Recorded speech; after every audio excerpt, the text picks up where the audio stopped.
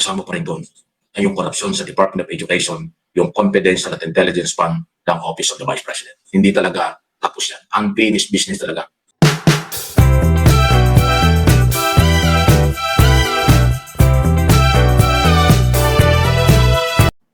Vice President Sara Duterte, maipakulong kaya ni dating Senador Sonny Trillanes, ni Senador Trillanes? Kasi talagang ginagawa po ni Trillanes ang kanyang mga sinabi before na talagang kanyang babalikan itong mga Duterte. Actually, nagtagumpay na siya. Kasi ang una niyang sinabihan nung nakapwesto pa si dating Pangulong Duterte, sinabi na ni Trillanes na pag natapos ang term ni President Duterte, kanyang ipakukulong. At nagawa na niya. Napatunayan niya. Ang Magdalo Group ni Senator Trillanes, ang unang-unang kasama sa nag-file ng kaso sa International Criminal Court. Yan lang po yung background para may idea kayo. Sa crime against humanity, human rights violation. At yun na nga, nakapag-issue ng warrant of arrest, kinasuhan, may warrant of arrest, at ngayon nakakulong na sa dahig. Yun yung pagpapatunay. Hindi ho fake news yan. Pinaninindigan ni Trillanes noon. Dahil siya binabatikos, lahat ng panlalait inabot niya. Pero sabi niya, pag nawala ka sa posisyon, ipakukulong kita. Naipakulong niya si Duterte. On record yan. Totoo yan, hindi yan fake news. For information at for education ang ating sinasabi. At ito na ngayon, si Vice President Sara Duterte ay kanya ng kinasuhan before Ombudsman at ang kaso plunder. Mabigat po yung plunder case. Yan po ay non-bailable offense at hindi pangkaraniwang kaso yan. Kanya pong ipinail na rin sa Ombudsman yan, kasong yan. At yan po yung nangyayari ngayon. So yan ang ating tinatanong. Yan yung aking pinagbabasihan doon sa tinatanong natin. Okay. Vice President Sara Duterte.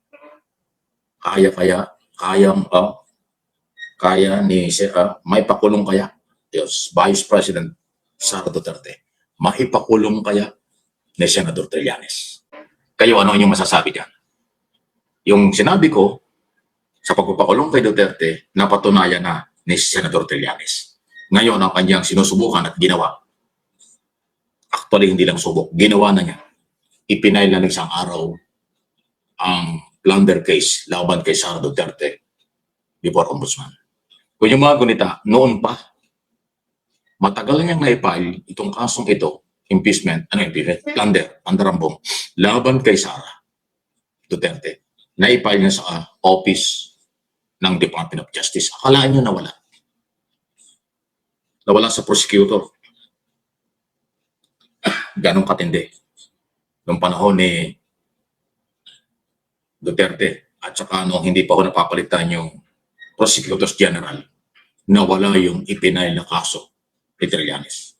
So ang ginawa ni Trillanes, inayos ulit yung mga dokumento, panibagong gasto siya, panibagong trabaho. Nung mabuo na ulit, dinirekta niya sa Ombudsman kay Boying Rimulya. Yan ang ating aabangan. At plunder po ito, mabigat po ito. Yung bago dito sa ebidensya ni Trillanes ay yung statement po ni Ramil Madriaga, nakaalyado ng mga Duterte, although dinideny dahil napakatindi po nung sinabi ni Madriaga na drug money, pogo money, galing sa pogo, galing sa drugs, yun daw ginamit sa eleksyon. At nagpatuloy yan habang nakapwesto sila. Mabigat po. At nag-deliver pa ng volume ng mga pera, bilyon-bilyon na pinag-usapan na na-deliver ni Madriaga kung saan-saan. Yun po'y tinatanong kung saan galing. At kung hindi may papaliwanag ang conclusion ni Trillanes at yung kanyang ebidensya, plunder ito. Lumampas sa 50 million pesos. Under plunder law, 50 million above, plunder yan, non-bailable offense kapag mayroong probable cause. Yun po yun. So, hindi po ito batikos ha. Ito ay pagtalakay lang. For information sa lahat. Maka Duterte kayo, supporters kayo ng mga Duterte, hindi ito batikos. Ito ay pagbabalita lang for information at education.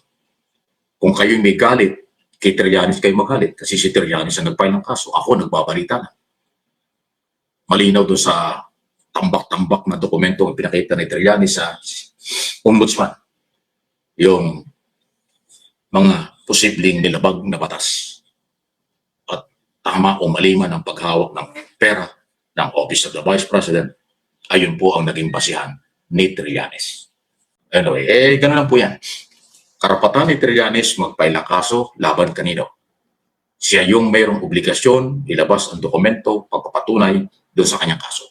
At inilabas niya, ipinail na niya. So, ombudsman na lang ang bahala. Makumbinsi kaya ni Trillanes ang ombudsman para ipal yung kasong plunder against Sara Duterte. Pandarambog po ang ibig sabihin ng plunder. Makumbinsi kaya nitong complainant na ito ang Sandigang Bayan na mayroong probable cause para maglabas ng arrest order laban kay Sara Duterte. Si Vice President po, wala po yung immunity sa kasong kriminal at maging sa impeachment. Kasi impeachable official yan. Ang meron lang pong immunity sa kasong kriminal, lalo na sa korte o sa court, ang presidente. Ang Vice President po, walang immunity. Kaya nga ito, tanong lang ito eh. Vice President Sara Duterte, maipakulong kaya ni Senator Trillanes? Kasi po, nag-file na. Meron ng resibo. Nag-file na ng plunder case against Sara Duterte before Ombudsman ng isang araw lang. Sinabi niya yung last week, o nung nakaraang taon pa sinabi niya, yung nawawalang kanyang ipinalakaso sa DOJ, inaayos niya at ipapile niya sa Ombudsman. Ginawa niya ng isang araw lang. Alam niyo si Trillanes, kaya ganyang katinding manindigan. Alam niyo kasi sundalo yan eh. Diba? Yan ay dating member ng Philippine Navy. Noong panahon ni Gloria Macapagal Arroyo noong 2000, kailan ba yun? 2003, 2000, anong taon ba yun? Nagkudita yan. Laban sa korupsyon. Noong panahon ni Gloria sa military. Yung mga gulita, tinukoy niya yung dating Chief of Staff at Secretary na si General Angelo Reyes, pasintabi na sa kanyang pamilya. Sa hirap ng naranasan ni General Angelo Reyes, nagpakamatay siya doon sa puntod ng kanyang mga magulang sa Marikina Memorial Park.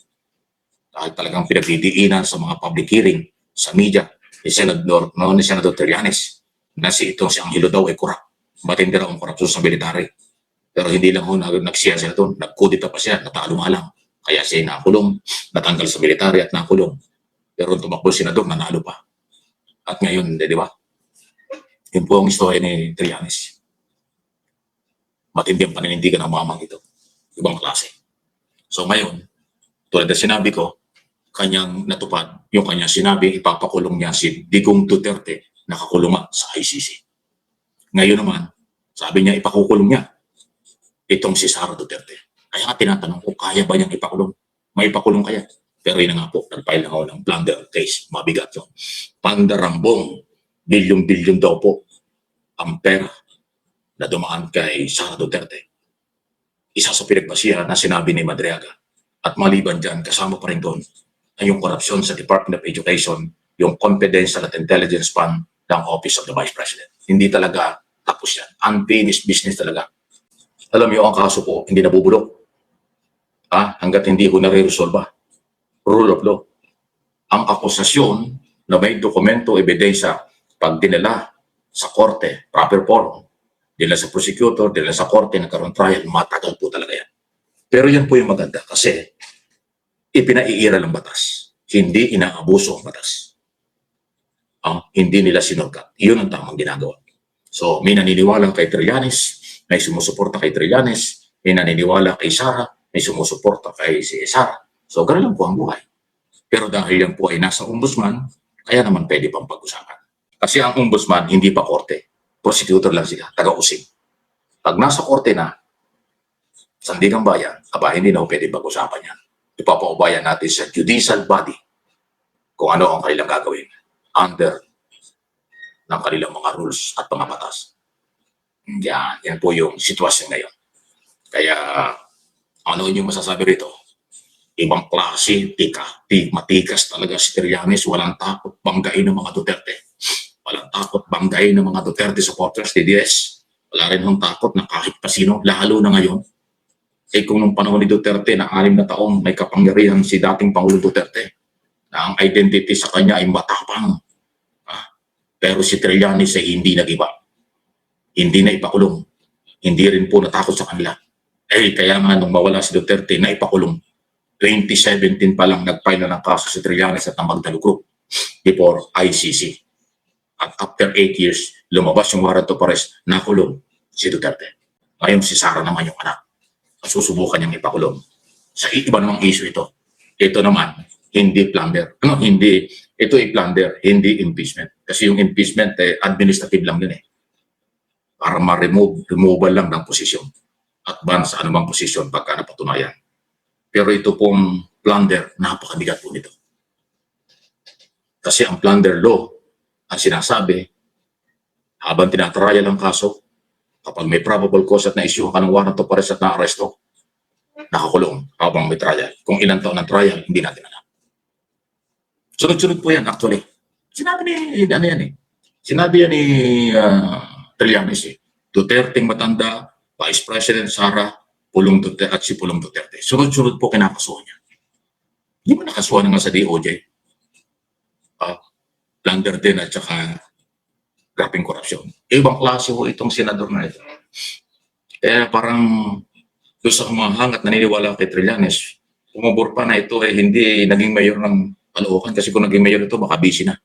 Pero hindi rin siguro kasi kahit yata anong ginagawa nito. Talagang siya ay nakatingin at kanyang pinanindigan kung ano kanyang mga sinasabi before na kanyang pinanindigang habulin ang mga Duterte.